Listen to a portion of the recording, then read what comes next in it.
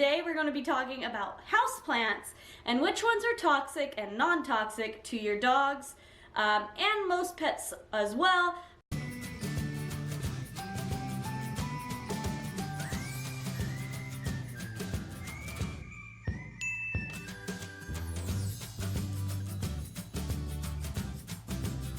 Houseplants and which ones are toxic and non-toxic to your pets, specifically dogs, but this list will work for cats and other small animals as well. But keep in mind, if I list a houseplant as non-toxic, I have researched this specifically for dogs, and so you just want to double check that this plant is still non-toxic to whatever animal you are researching about.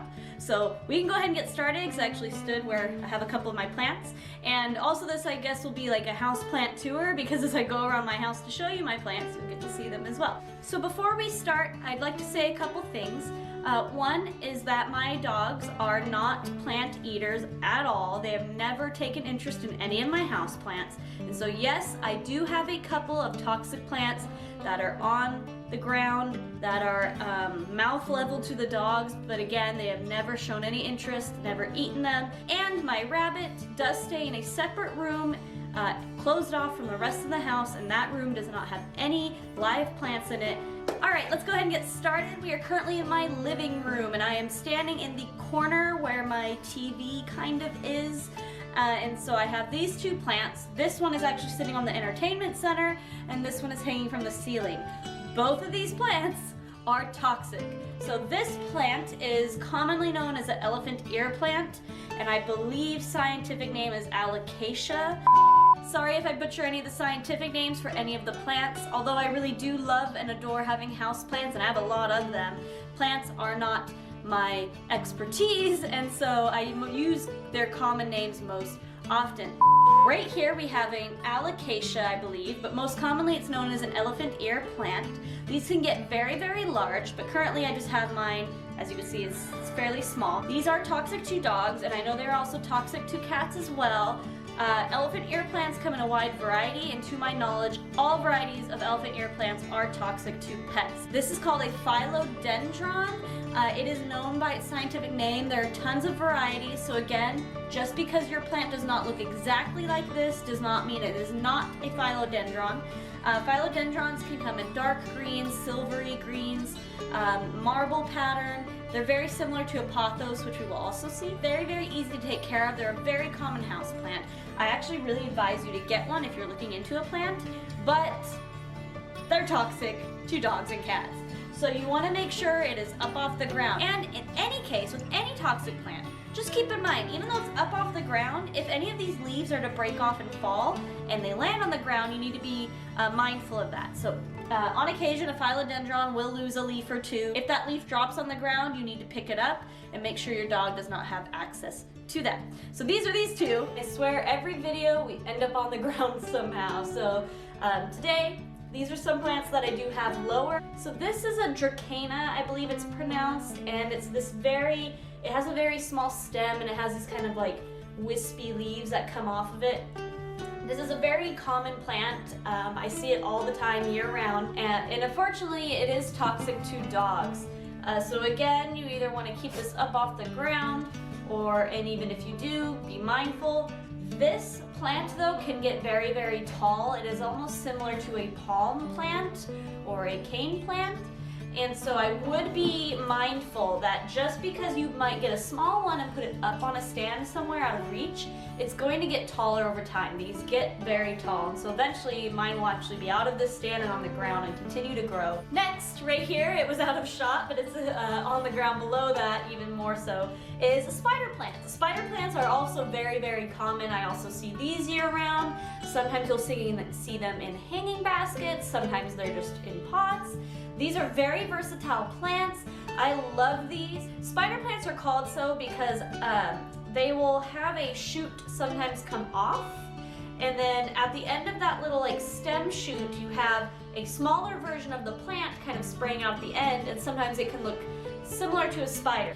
And fun fact, if you have gone to Disneyland, on the Indiana Jones ride, at the top of the pillars when you're outside waiting in line, the tops of those pillars are spider plants, and you can actually see those little dangly pieces coming off and shooting off the sides of the pillars. So So those are spider plants. So if you do love Disney and you do love Indiana Jones, you might want to get this anyway. And the reason why I'm so excited about it and pushing you to get one is because they're pet safe. So spider plants are non-toxic to cats and dogs. That doesn't mean you want to encourage them to eat them. You still want to kind of deter your pet from eating your plants. But if they nibble on this, they will be completely safe. And so I really love spider plants. I actually don't know their scientific name, but if you look up spider plant, there's so many varieties. Hello, hi, it's me. So this is the top of my bookshelf. This is a golden pothos, and I'll just talk about it really quick because I'm like awkward down the bottom right here, obviously. But this is a golden pothos. It's very similar to the philodendron that I showed you. Golden pothos are also toxic, also vining, also very easy to take care of. And so everything that I said about in the philodendron goes for the golden pothos. There are also other varieties of pothos. You can get them in other colors and kind of variations. But this is the one I most commonly see. Okay, now we're in the kitchen, which, oh my God, I've been filming without the mic this whole time. Welcome to All of the Chug. We have filmed half this episode without the mic, and now I have a mic, so thanks for coming. Now we are in the kitchen, and I have 4 plants right back here. So here's that golden pothos. This is a much smaller one. This is a younger pothos. Eventually it will grow and continue to branch out, but for now it stays in this little coffee cup. Now the next plant I want to show you is the one I keep right here. It's this tall, weird little stick-like plant. So this one is a peperomia. I don't know them by any other name, so peperomia, there's a lot of varieties as well. That's just the general name to start, and then there's like peperonia blah blah blah, and peperonia this and that. So this is just one of the peperomias. Mine is very tall and funky looking, but I like it. I like that it's tall because it sits at the side of the window, and so it kind of frames it out. And it started to grow this little weird little thing, which I believe is it's flowering. I've yet to look it up, but I just kind of like letting them live and flower and see how they do. But anyway, if you like this long guy, it is pet safe. So if you like it, this one is very small. They get much larger too. Mine has always been small because I prune it every so often, so I keep it that way. This next plant I don't call it anything actually. This next plant is called China Doll. It's a very small, fragile plant I found. It's almost like a weed. The leaves are very like thin. Sometimes I do well with these, sometimes I don't. And it looks like these are non-toxic as well. So if you like the way they look, I just like their leaves. They're kind of shaped a little differently. I'll get out of the foreground. So I actually like the leaves on these plants. They're shaped a little differently, but they are non-toxic. So if you like them, like I said, I've had some success, some not. So maybe this is like not a beginner's plant, but also not super hard. And then the last one that I keep right here that kind of blended in because it's so wispy is this. So this is my ponytail palm. I actually have another one I'll show you in a second. This is my little one. So ponytail palms, along with most other palm trees actually, is non-toxic. So you can also have this around your pets. If you liked my Dracena, which I showed a couple plants ago, that also had very thin leaves, and you liked that plant, but again, remember that plant's toxic to pets. You could get this one as an alternative. It is still very thin-leaved, it's almost grass-like, so it gives the same feeling, but this one is non-toxic. It's also much thinner than the spider plant, so if you liked the spider plant also, but you're looking for something a little different, this one works. Hi guys, so you might actually recognize this area. This was the area where we shot our very first video for this channel. It was me and Olive, and we were sitting next to these bunches of plants. So this is where I keep most of my plants. This is double shelved, so I have a top shelf here and a shelf on the bottom. It is called a peace lily. This thing is so picky. Peace lilies love water, they love moisture, so if you're someone who tends to overwater, get a peace lily because they would really honestly love it. And they're toxic to pets, so if you're looking for a new house plant or you're new to house plants, don't start with this. Honestly, it's not a good beginner plant and it's toxic to your pets, so why start with something like that? Okay, this is my other ponytail palm. So notice it's much larger. It actually has 3 stalks. In the bottom, you can actually see the bulbs that I was talking about. And although this one is larger than my little coffee cup ponytail palm, it's still small. Ponytail palms, again, can be very, very huge, like full-on tree size. So if I continue to let this grow and I don't prune it and I put it in larger pots, this would get very big very fast. And again, not toxic to pets. So perfect. This plant is commonly known as a wandering Jew. I know some people call it a wandering dude. I don't know its proper name. But these are kind of similar to succulents. They're more arid plants. They like it very dry. They don't need to be constantly moist, which it looks like I'm watering this a little bit too much. I like them because they're very purple in color, but they're toxic to pets.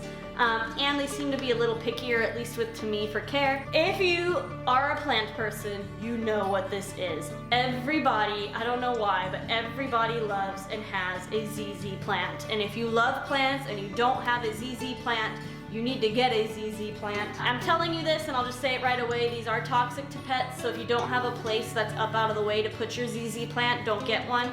But if you have somewhere where you want to put this, ZZ plants are great. They are probably one of the lowest maintenance plants out there. They're very forgiving. Bottom shelf here, I have a snake plant, or what's also known as a mother-in-law's tongue, or I think the scientific name is Sansevieria or Sansevieria, something like that. But it is a snake plant most commonly. You could find them that way. These are also one of the most forgiving plants. They are also kind of desert-based like a succulent, so you're not supposed to water these too much. So if you're someone who forgets to water, this would be perfect for you. Unfortunately, toxic to pets. So if you're going to have it, keep it up and out of the way on a counter or something. Here we have an umbrella plant. I also keep this on the bottom shelf. This one again is toxic to pets. You do not want to have this within reach of your animals, but it's a very good plant. The reason I have this is I do enjoy them, but for me personally, I find these are super easy to grow and they're super fast growing in terrariums. So I actually keep one on hand, and I have a second one I bought today actually, because when I start designing those terrariums in that reptile cabinet, that if you haven't seen, watch it. But my reptile cabinet that I just bought and I'm working on, and I made a video on it, hint hint, I put these in there all the time. These are great terrarium plants. So I have one in my house just because they're easy to grow, honestly, but I like to put them in my terrariums. And lastly, this thing is known as a corn plant or a corn cane plant. It's a very extremely slow growing plant, but you can buy them very large for fairly cheap. It is toxic to pets, so you want to make sure your dog's not going to eat it. And if this is toxic to pets and your dogs do chew plants, I wouldn't buy this honestly because of the size of it and the fact that it's not like the Dracaena where as it grows this palm stays near the top. It continuously grows and palms also form near the bottom. And if you have cats, this is almost like a scratching post where your cat's going to want to climb and claw on this. So this is not a good pet plant at all unless you can verify that your pets will not eat it. Then it's a cool plant. I have one last plant to show you, and it's in my bathroom and it's kind of dark in there, so excuse the lighting. But it is my ficus tree, also known as a fig tree. This is just a general ficus. Again, there's actually a lot of different kinds, and so you want to find the ficus that's right for you. This is toxic to pets along with most other ficus and fig trees, so if you were looking into the ever so common fiddle leaf fig, yes, that one's toxic to pets too. So these are things to consider. I want to show it to you because it is an awesome bathroom plant. My bathroom has one little window, and that window is frosted, so the light that does come through is very heavily filtered, but this plant thrives in here. If it's the bathroom where you shower, which for me it is, it gets humidity because when you shower, that water gets on the plant. So it's amazing to have in the bathroom. I really like it. It greens it up. So here it is. This is my little ficus plant next to Febreze. Partly just so you can see the size of it for scale, but also, like I said, it sits in my bathroom, the back of the toilet. So this is my ficus. I love the colors. They come in a lot of variety of colors. Alright guys, thanks for watching. If you liked this video, do like it. We do post videos every Friday, so if you don't want to miss a video, make sure you subscribe. Olive and I will be back though with more stuff and more information, and be sure to watch more on our channel.